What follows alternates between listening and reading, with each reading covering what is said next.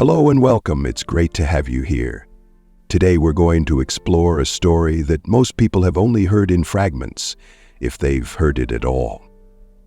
It's a story about a hidden group that moved in the shadows of Europe during the early 20th century. A group that played a quiet but deadly role in the lead-up to one of the most devastating events in modern history, a group known as the Black Hand. Before we begin, I'd really love to know, where are you listening from? And what time is it there right now? Drop a comment below and share that with me. It's always fascinating to see how far and wide this channel reaches. Now, let's get into it. The Black Hand is often remembered only in passing, mentioned briefly in history books that talk about the assassination of Archduke Franz Ferdinand, the event that triggered World War I. But what very few people know is that the Black Hand was far more than just a group of angry nationalists. It was a secret society with deep military ties, strict internal codes, rituals of initiation, and a powerful influence on the politics and future of the Balkans. Its true name was Unification or Death, and that alone gives you a sense of how serious and absolute their mission was. These were not men interested in negotiations. They were fanatics with a vision, and they believed history itself would be shaped by their hidden hand. The Black Hand was born in Serbia in 1911, but its roots go back further. Many of its founders had been involved in older underground movements that fought against the Ottoman Empire and Austro-Hungarian rule. These were men trained in guerrilla warfare, sabotage, and covert operations. They believed in a greater Serbian state that would unify all Slavic peoples under one flag, and they were willing to use violence, deception, and assassination to get there. The founder of the Black Hand was a man named Dragutin Dmitrievich. In the military, he was known as Apis. At just 28 years old, he had already played a leading role in the brutal murder of King Alexander Obrenović and Queen Draga in 1903.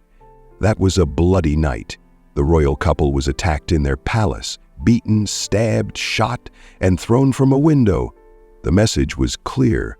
Serbia would not be ruled by anyone who betrayed its nationalist ideals. Dmitrievich and his co-conspirators saw themselves as guardians of a pure Serbian vision, and after the assassination, many of them rose to power in the military. That set the stage for what would become the Black Hand. When the Black Hand was officially founded in 1911, it was set up like a secret brotherhood. Members swore blood oaths of loyalty. Meetings were held in secret locations, often in basements or safe houses, where only those who had been initiated could attend.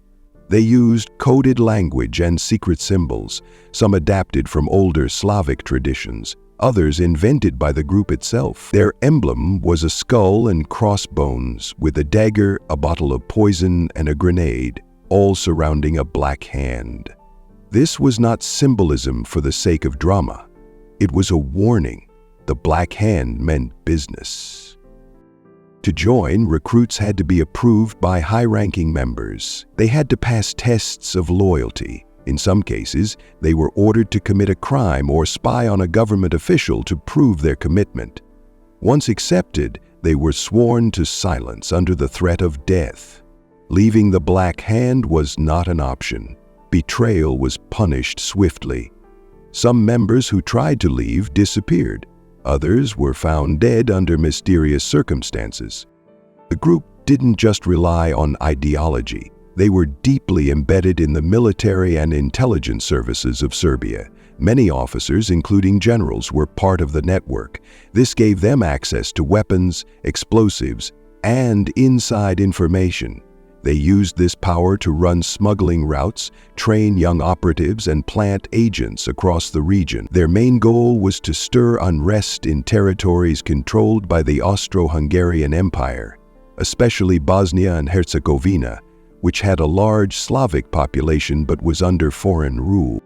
The Black Hand believed that only through chaos could unity be achieved, so they started training a new generation of operatives, mostly young men in their teens and 20s who were radicalized and recruited through nationalist student groups.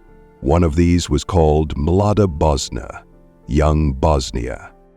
It was from this group that they chose Gavrilo Princip, the man who would one day fire the shots that changed the world. In 1914, the Black Hand learned that Archduke Franz Ferdinand, heir to the Austro-Hungarian throne, would be visiting Sarajevo. For the leadership of the Black Hand, this was an opportunity too great to ignore. Franz Ferdinand was seen as a symbol of foreign domination, and his death, they believed, would spark rebellion and bring international attention to the Serbian cause. The plan was set in motion. Weapons and cyanide capsules were smuggled into Bosnia. A team of young assassins was assembled. They were told this was a mission of destiny, and they believed it. The day of the assassination, June 28, 1914, was both chaotic and strange. The first attempt failed. One of the conspirators threw a grenade, but it missed the Archduke's car and injured members of his entourage instead. The would-be killer took the cyanide pill and jumped into the river, but the poison was expired and the water was too shallow. He was caught. The others scattered. Hours later, as the Archduke's motorcade took a wrong turn, Gavrilo Princip found himself standing just meters away from the open car. He stepped forward and fired 2 bullets. One hit Franz Ferdinand, the other his wife, Sophie. Both died. The world would never be the same again. The assassination shocked Europe. Within weeks, countries began to mobilize, alliances were triggered, and what might have been a regional crisis spiraled into a global war.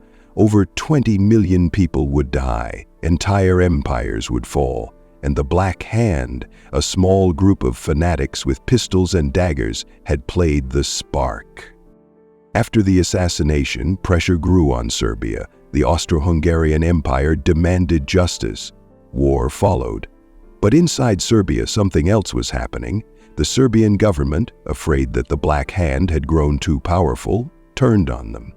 In 1917, under secret orders, a group of its leaders, including Dmitrijević, were arrested, tried in a military court, and executed.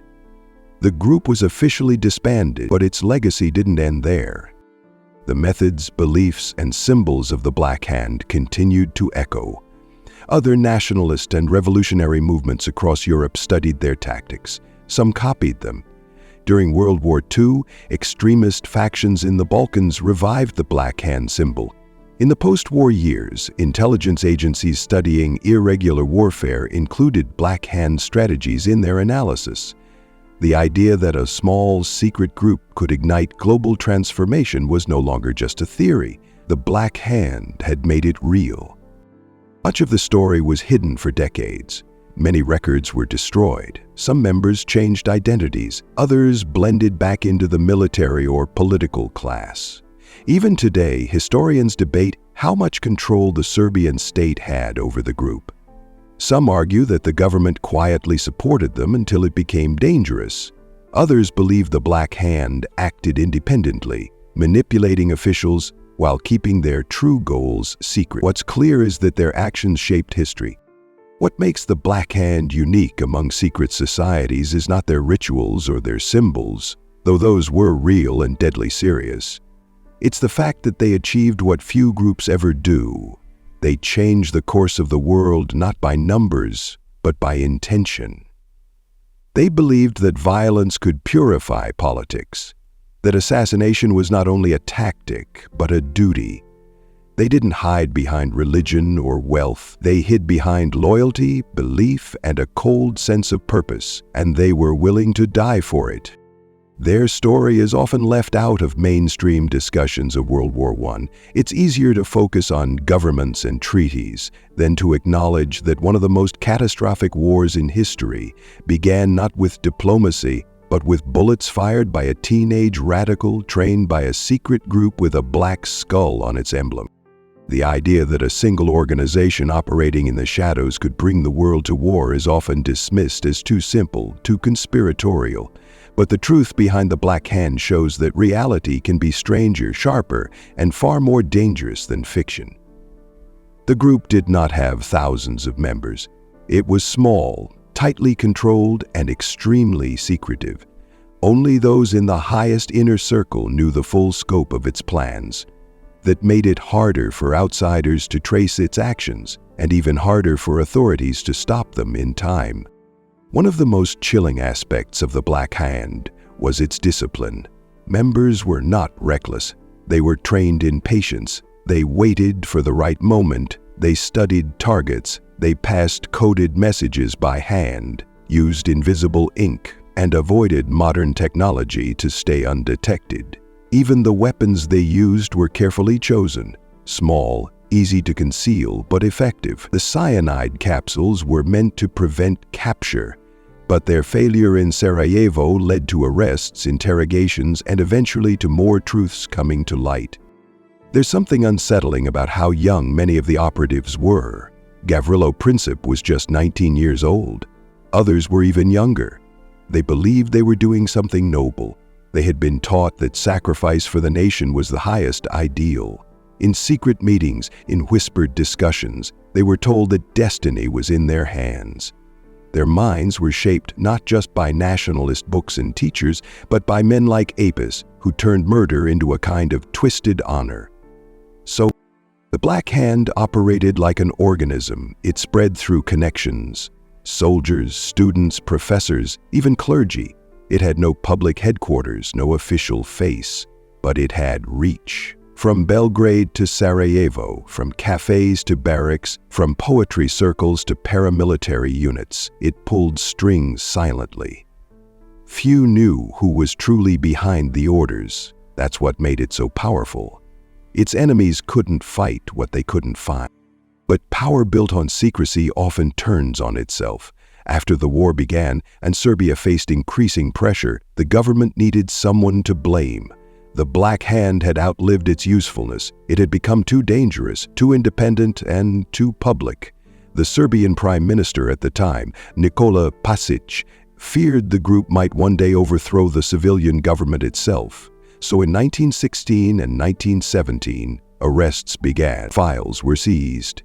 Safe houses were raided. And Apis, the mastermind, was put on trial. The trial was conducted by the military behind closed doors. Apis and others were accused of plotting the assassination of the heir to the Serbian throne, a charge many historians believe was fabricated to justify execution. Regardless of the truth, the sentence was carried out. Dmitrievich was shot by firing squad in 1917. Others were imprisoned. A few disappeared. In the decades that followed, the story of the Black Hand was either buried or distorted. In communist Yugoslavia, talking too much about nationalist secret groups was risky. In the West, focus remained on the larger powers involved in the war. But fragments of the truth survived in diaries, letters, court records, and memoirs. These records showed how the group recruited, how it trained its members, and how it made decisions. What many of these documents reveal is that the Black Hand believed deeply in something called sacred violence. They saw killing not as a crime, but as an act of purification, a way to remove corrupt rulers and restart history. In this way, they were similar to older revolutionary secret societies like the Carbonari in Italy or the Russian Narodnaya Volya. These groups too believed that political murder was a necessary step toward liberation. But the Black Hand went further. They fused military precision with mystical belief. The rituals of the Black Hand were always held in secret, often in candlelit rooms, sometimes beneath churches or inside abandoned buildings. New members were blindfolded and led into the room by two senior officers. They were made to place one hand on a pistol and the other on a vial of poison. A skull was placed in front of them. Then a masked voice would read the oath: to remain loyal to the society, to carry out its commands without question, and to accept death if they betrayed it. After the oath, the new member would be told, "You have been reborn." That phrase, reborn, meant they no longer belonged to the world of normal politics or morality. They now lived for a different purpose. Symbols played a big role too. The black skull and crossbones was not just a warning, it was a constant reminder that death was always part of their work. Members wore small pins beneath their uniforms. They left messages in code, often using Serbian Cyrillic mixed with numerical sequences. Some members were taught to recognize each other using subtle hand gestures, or even by tapping rhythms on a table during meetings. These methods made infiltration by outsiders nearly impossible. There were no written records of their leadership structure. Orders were passed by word of mouth or through intermediaries. A lower-level member might never know who gave the command. This decentralization made the group hard to destroy completely. Even after the leadership was executed, some parts of the network kept operating quietly. What's often forgotten is how the Black Hand influenced later groups that used violence and secrecy as political tools. The fascist Ustaše in Croatia studied their tactics. So did some parts of the Nazi SS. The idea that a small, committed group could bring down empires or reshape borders became a blueprint for revolutionaries across Europe and beyond. But there's another layer to this story. The Black Hand didn't just operate in the political world. They were influenced by older Slavic myths, folk traditions, and even mystical ideas. Some believed in ancient prophecies about the unification of the Slavic people. Some drew symbols from pagan iconography. Others believed that death in service to the cause brought spiritual elevation. These beliefs gave the group a sense of sacred mission. They were not just political operatives. They saw themselves as chosen warriors. Their obsession with purity, both ethnic and ideological, made them intolerant of compromise. They rejected diplomacy. They saw negotiation as weakness. And that rigidity, while giving them strength in the short term, also led to their downfall. The world they helped create through violence was far more brutal than even they expected. By starting the First World War, the Black Hand indirectly triggered a chain of events that led to the collapse of 4 empires: the Austro-Hungarian, Ottoman, Russian, and German. In their place, unstable new states emerged, many of them haunted by ethnic conflict and revenge. The Balkans, where the Black Hand was born, would remain a powder keg for the rest of the 20th century. And yet, the story of the Black Hand is rarely taught in full. In most classrooms, it's a footnote, a few sentences in a history book. But understanding how a secret society could shape the entire world by working in the shadows forces us to ask deeper questions about power, belief, and the hidden forces behind major events. What drives people to secrecy? Why do some choose violence in pursuit of ideals? How do small groups gain so much influence without anyone noticing? These are not just questions about the past. They're questions about the world we live in now, and they begin with the quiet, deadly work of the Black Hand. Long after the dust of the First World War settled, the memory of the Black Hand continued to echo quietly through history. Not in the headlines, but in the strategies of intelligence agencies, in the philosophies of political radicals, and in the structure of other secret groups that emerged in the decades that followed.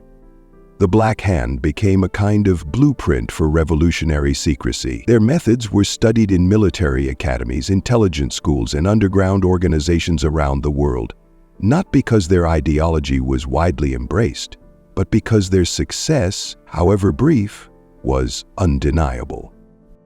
In the years that followed, countries like the Soviet Union, Nazi Germany, and even intelligence services in Britain, the United States, and France looked at the Black Hand not just as a dangerous nationalist cult, but as a model for what small, tight-knit, ideologically driven cells could accomplish. It wasn't about numbers. It was about belief. It was about discipline, training, and total loyalty. Some former Black Hand members who survived the war quietly disappeared into civilian life. Others became part of new nationalist groups during the 1920s and 1930s.